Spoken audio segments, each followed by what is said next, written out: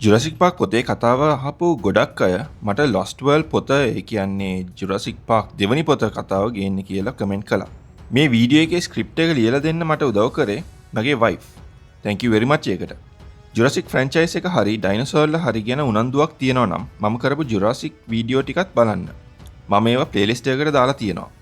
Like කරලා comment කරලා share කරලා channel එක subscribe කරලා තියාගන්න. මේ වගේ වීඩියෝස් මම ඉස්සරහට ගේන්න බලාපොරොත්තු වෙනවා. මුලින්ම මම කියන්නම් The Lost World ෆිල්ම් එකයි මේ පොතේ තියෙන වෙනස්කම් ටික ගැන. පළවෙනියටම කියන්න ඕනේ Jurassic Park ෆිල්ම්ස් ඔක්කොමටම බේස් වෙලා තියෙන්නේ මයිකල් ක්‍රයිටන් ලියපු Jurassic Park පොතයි The Lost World පොතයි. මේ පොත් දෙකේ තියෙන සිදුවීම් චරිත මික්ස් කරලා මාරු කරලා අලුත් දේවල් එකතු කරලා තමයි මූවිස් ටික හදලා තියෙන්නේ. විශේෂයෙන්ම පළවෙනි මූවිස් තුන. අපි ජුරසික් පාක් පොතේ කතාව චරිත මූවී එකට වඩා වෙනස් වෙන්නේ කොහොමද කියලා පළවෙනි වීඩියෝ එකෙන් කතා කරානේ. ඉතින් අද අපි කතා කරන්නේ දෙවනි පොත. එහෙමත් නැත්නම් The Lost World පොත ගැන. මේකේ ප්‍රධාන චරිතය ඉයන් මැල්කම්. පළවෙනි පොතේ හිටපු චරිත වලින් මේ පොතට අරන් ඇවිත් තියෙන්නේ එයාව විතරයි. අනිත් අයව සමහර තැන්වලදී මතක් කරනවා විතරයි. ඔයාලට මතක ඇතිනේ මම කිව්වා ජුරසික් පාක් පොතේ අන්තිමට මැල්කම් මැරෙනවා කියලා. ඒත් මේ පොතේදී එයා මැරුණේ නෑ. ඒක ඔතොරිටිස් වලට වුණ වැරදීමක් කියලා එයාව ආපහු ගෙනාපු එක සාධාරණීකරණය කරලා තියෙනවා. මයිකල් ක්‍රයිටන් මේක කරලා තියෙන්නේ මැල්කම් ෆෑන් ෆේවරිට් චරිතයක් වුණ නිසා කියලා හිතන්න පුළුවන්. තව පළවෙනි පොතේ පොඩි කොටසකට විතරක් හිටපු ලුයිස් ඩොඩ්සන් මේ පොතේ ප්‍රධාන චරිතයක්. එයා තමයි මේකේ ප්‍රධාන විලන්. ඔයාලට මතකයිනේ ජුරසික් වර්ල්ඩ් ඩොමිනියන් ෆිල්ම් එකේ ප්‍රධාන විලන් හැටියට ගෙනල්ලා තිබ්බේ ඩොඩ්සන් කියලා. ඒක තමයි මම කලින් කිව්වේ මූවිස් ටික කරලා තියෙන්නේ පොත් දෙකේ චරිත මික්ස් කරලා කියලා. ෆිල්ම් එකේදී ඩොඩ්සන් බයෝසින් කම්පැනි එකේ අයිතිකාරයා වුණාට පොතේදී එයා ඒකට වැඩ කරන කෙනෙක් විතරයි. The Lost World ෆිල්ම් එකට මේ පොතේ ගොඩක් කොටස් අරගෙන තියෙනවා. ෆිල්ම් එක 20%ක් පොතට සමානයි. කිව්වොත් හරි. හැබැයි 80%ක්ම කතාව වෙනස්. සමහර චරිත සමානයි. තවත් සමහරක් වෙනස් සහ අලුත්. ෆිල්ම් එකේ ඉන්න සේරා හාඩින් සහ එඩි කා පොතෙත් ඉන්නවා. හැබැයි එයාලගේ බෑග්ග්‍රවුන්ඩ් එක නම් සම්පූර්ණයෙන්ම වෙනස්. ෆිල්ම් එකේ හැටියට එයා තමයි මුලින්ම දූපතට යන්නෙත්. මැල්කම්ලා යන්නේ එයාව ආපහු අරන් එන්න. ඒත් පොතේදී මේක වෙනස්. පොතේදී සේරා හාඩින් බයොලොජිස්ට් කෙනෙක්ම තමයි. ඒත් එයා මැල්කම්ගේ ස්ටුඩන්ට් කෙනෙක් විතරයි. ඒ දෙන්න අතර සම්බන්ධයක් නැහැ. තව පොතේදී සේරා දූපතට යන්නේ අනිත් ඔක්කොම ගියාට පස්සේ. ඇත්තටම එයා යන්නේ නරක සෙට් එකත් එක්ක. ඒ කියන්නේ ඩොඩ්සන්ලා එක්ක. හැබැයි එයාලා නරකයි කියලා නොදැන ඩොඩ්සන් එයාව මරන්න මුහුදට තල්ලු කරාම එයා මාරුවෙන් බේරිලා තමයි මැල්කම්ගේ සෙට් එකට එකතු වෙන්නේ. ෆිල්ම් එකේ රිසර්ච් වෙහිකල් එක ඔයාලට මතකද? ඒක හදන ඒ ෆීල් සිස්ටම් කම්පැනි එකේ අයිතිකාරයා තමයි එඩි කා. ෆිල්ම් එකේ හැටියට එයත් යනවනේ මැල්කම් එක්ක දූපතට. පොතෙත් මේ චරිත ඉන්නවා. හැබැයි එයා තරුණ කෙනෙක් සහ ෆීල් සිස්ටම් කම්පැනි එකේ වැඩ කරන ඒකේ අයිතිකාරයාගේ ඇසිස්ටන්ට්. ෆීල් සිස්ටම් කම්පැනි එකේ අයිතිකාරයා තමයි ඩොක් තෝන්. පොතේදී එයා තමයි අර රිසර්ච් වෙහිකල් එක ඩිසයින් කරලා ඒක හදන ඉන්ජිනියර්. එයාත් මැල්කම් එක්ක දූපතට යනවා. ෆිල්ම් එකේදී නික් කියලා ෆොටෝග්‍රැෆර් කෙනෙකුත් මැල්කම් එක්ක දූපතට යනවනේ. පොතේ එහෙම චරිතයක් නැහැ. ඉතින් පොතේ හැටියට දූපතට යන්නේ ඉයන් මැල්කම්, ඩොක් තෝන් සහ එඩි කා. ෆිල්ම් එකේදී මැල්කම් ඇතුළු කණ්ඩායම යන්නේ සේරා හාඩින්ව හොයන්නනේ. හැබැයි පොතේදී එහෙම නෙවෙයි. කලින් කිව්ව විදියට සේරා මෙයාලට එකතු වෙන්නේ පොතේ මැද හරියේදී. මෙයාලා දූපතට යන්නේ රිචඩ් ලෙවින්ව හොයාගෙන. රිචඩ් ලෙවින් කියන්නේ ෆිල්ම් එකේ නැති පොතේ විතරක් ඉන්න හැබැයි කතාවේ ප්‍රධාන චරිතයක්. මෙයා මැල්කම්ගේ ස්ටුඩන්ට් කෙනෙක්. ගොඩක් සල්ලි තියෙන ස්ටුඩන්ට් කෙනෙක්.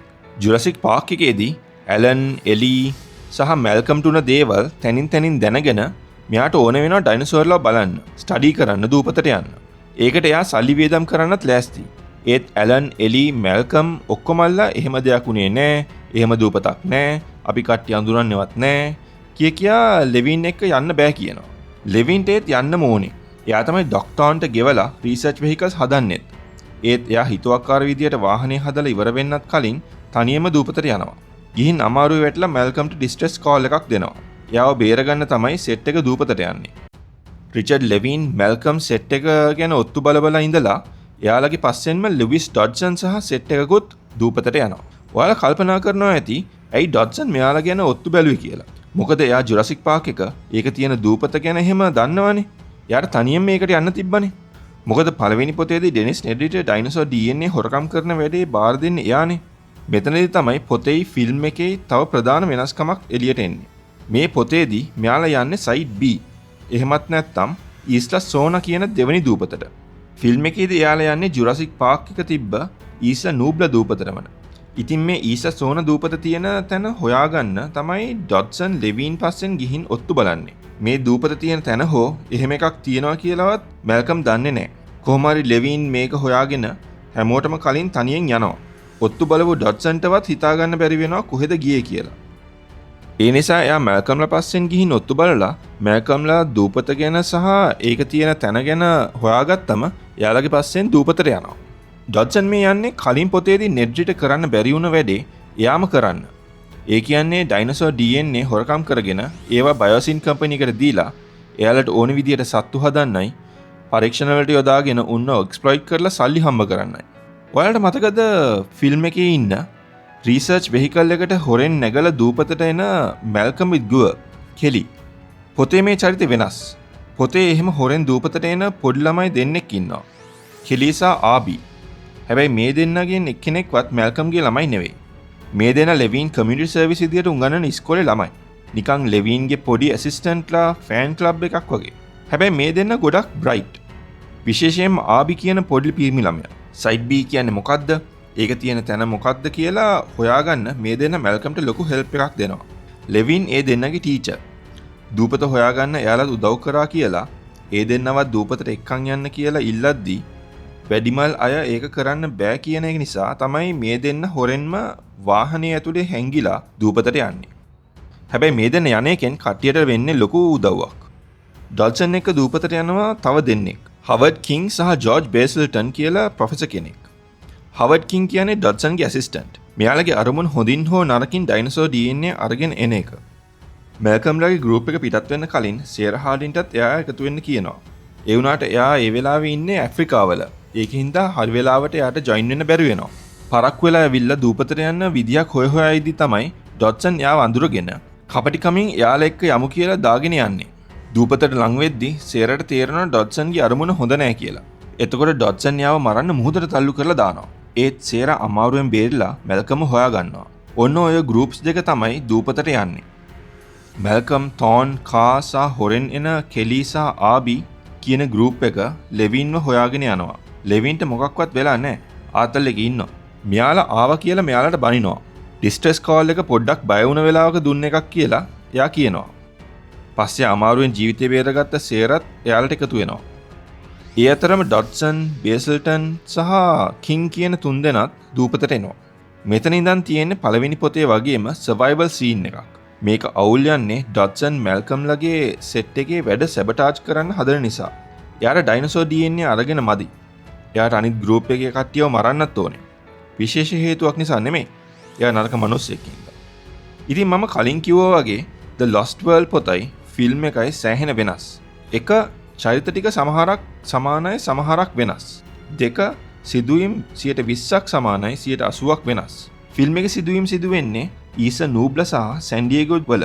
පොතේ ප්‍රධාන සිදුවීම් ඔක්කොම වෙන්නේ සයිඩ් B ඊසා සෝනා දූපතේ. ඔයාට මතක ඇතිනේ ෆිල්ම් සීරීස් එකේ ඊසා සෝනා දූපතට අපි හඳුන්වලා දෙන්නේ ජුරාසික් පාක් 3 එකේදී. ෆිල්ම් එකේ වගේම හෙන ආමි එකක් යවිත් ඩයිනසෝර්ලව අල්ලලා කූඩු වලට දාලා මේන්ලෑන්ඩ් එකේ සූ එකකට ගෙනියන්න හදන සීන් එකක් පොතේ නැහැ. හැබැයි කතාව ජුරාසික් පාක් පොතේ වගේම අයිලන්ඩ් සර්වයිවල් සීන් එකක්. ෆිල්ම් එකේ මුලදී ජෝන් හැමන් ඉන්නවා. සහ ඉන්ජින් එකේ අලුත් අයිතිකාරයා තමයි සූ කන්සෙප්ට් එක කරන්න try කරන්නේ. ඒත් පොතේදී ඉන්ජින් යන්තම් මෙන්ෂන් කරනවා විතරයි. ජෝන් හැමන් නම් ඇත්තෙම නැහැ. එයා ජුරාසික් පාක් පොතේ අන්තිමට මැරෙනවානේ. පොතේදී ඩොට්සන් මුලින්ම හදන්නේ ටයිරැනොසොරස් එග්ස් හොරකම් කරන්න. ඒ ප්‍රොසෙස් එකේදී ඇඩල්ට් ටයිරැනොසොරස් කෙනෙක් බේසිල්ටන්ව මරනවා. ඒත් ඩොට්සන් සහ කිං විතරක් කොහොම හරි උස්සනවා. ෆිල්ම් එකේ පොතේ තියෙන තව සමාන තැනක් තමයි තුවාල වුණ ටයිරැනොසොරස් පැටියා. ෆිල්ම් එකේදී සේරා සහ නික් එයාව හොයාගන්නේ ඇඩල්ට් ටයිරැනොසොරස්ව ගෙන්න ගන්න ඇමක් විදිහට පාවිච්චි කරලා තියෙද්දිනේ. ඒත් පොතේදී එයාව හොයාගන්නේ ඩොට්සන්ලා ටයිරැනොසොරස් නෙක්ස්ට් එක අවුල් කරලා පිටරයක් අරන් ගියාට පස්සේ තත්ත්වය පරීක්ෂා කරන්න නෙස්ට් එකට යන සේරා, මැල්කම්, තෝන් සහ එඩි. ඒත් මෙතනදී ෆිල්ම් එකේ වගේ සේරා පැටියව වාහනේට උස්සන් ඇවිත් බෙහෙත් කරන්නේ නැහැ. යාලා එතනදිම තීරණය කරනවා පැටියට සර්වයිව් වෙන්න බැරි නිසා වෙඩි තියලා මරලා දාන්න. වෙඩි තියෙන වැඩේ එඩිට බාර දීලා අනිත් අය ඩොට්සන් හොයන්න පිටත් වෙනවා. ඒත් පැටිය ගැන දුක හිතෙන එඩි වූසම් වාහනේට අරන් එනවා. ඔයාලට මතකද ෆිල්ම් එකේ තිබුණ හයි හයිඩ් එක? අර උඩ එල්ලලා තියෙන ලොකු කේජ් එක? ඒක පොතේත් තියෙනවා. ලෙවින් මේ වෙලාවේ ඉන්නේ ඒකේ. පැටියව වාහනයට ගෙනාවට පස්සේ ඒකේ තියෙන අනතුරුදායක බව තේරුම් අරගෙන ලෙවින් ළමයි දෙන්නවයි තෝන් සහ එඩීවයි හයි හයිඩ් එකට ගෙන්න ගන්නවා. මේ අතරදී පැනලා යන ඩොට්සන් සහ කින් ඉන්නේ ඩයිනසෝර්ලා රැලක් නිසා වෙන් වෙලා. වෙලොසිරැප්ටර්ස්ලට අහුවෙලා කින් මැරෙනවා. හයි හයිඩ් එකේ ඉන්න ලෙවින්, තෝන්, එඩී සහ ළමයි දෙන්න මේ සිද්ධිය දකිනවා. මේ අතරදී රෑ වෙලා වැස්සක් එහෙම පටන් ගන්නවා. මෙතනදී තමයි ෆිල්ම් එකේ තියෙන ෆේමස් ටයිරැනොසෝර්ලා දෙන්න තමන්ගේ පැටියව හොයාගන්න වෙහිකල් එකට ඇටැක් කරන සීන් එක තියෙන්නේ. වෙනසකට තියෙන්නේ පොතේදී වෙහිකල් එක ඇතුලේ ඉන්න සේරා සහ මැල්කම් විතරයි. හයි හයිඩ් එකේ ඉන්න කට්ටියට මේ සීන් එක විදුලි කොටනකොට එහෙම ඒ එලියෙන් යන්තමට පේනවා. ෆිල්ම් එකේදී වාහනේ ඉන්න කට්ටිය බේරගන්න ගිහින් මැරෙන්නේ එඩීනේ. පොතේදී සේරව සහ මැල්කම්ව බේරගන්න යන්නේ තෝන්. තව වෙනස්කමකට තියෙන්නේ ෆිල්ම් එකේ එඩී මැරුණට පොතේදී සේරා, මැල්කම් සහ තෝන් තුන්දෙනාම බේරෙනවා. මේ අතරදී වෙලොසිරැප්ටර්ස්ලා හයි හයිඩ් එක හොයාගෙන උඩ පැන පැන ඒකේ එල්ලිලා ඒකේ ඉන්න අයට ඇටැක් කරනවා. බැලන්ස් නැති වෙලා බිමට වැටෙන එඩියෝ වෙලොසිරැප්ටර්ස්ලා මරනවා. මේ හරිය තමයි පොතේ මම කැමතිම කොටස තියෙන්නේ. ආබි බිමට වැටලා කූඩුව ඇතුළෙම හිර වෙනවා. වෙලොසිරැප්ටර්ස්ලා කූඩුව පෙරලගෙන ඒක අරන් යනවා. කූඩුවේ යතුර වෙන වෙලොසිරැප්ටර් කෙනෙක්ගේ ඇඟේ පැටලිලා වෙනම පැත්තකට යනවා. මෙයාලව බේරගන්න එන තෝන් ලෙවින් එක්ක ආබියෝ බේරගන්න යනවා.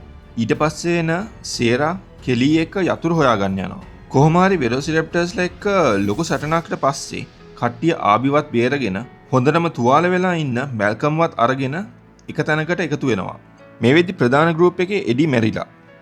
ඩොට්සන්ගේ නරක ගෲප් එකෙන් දෙන්නෙක්ම මැරිලා. ඉතුරු වෙලා ඉන්නේ ඩොට්සන් විතරයි. මේ හරිය තියෙන පොතේ මම කැමතිම තව සීන් එකක්. ඒ සීන් එක ෆිල්ම් එකකටවත් යූස් කරේ නැත්තේ අපරාධ කියලා හිතුණා. ඒ තමයි කට්ටිය කානටොසොරස් ලව දකින්න කොටස.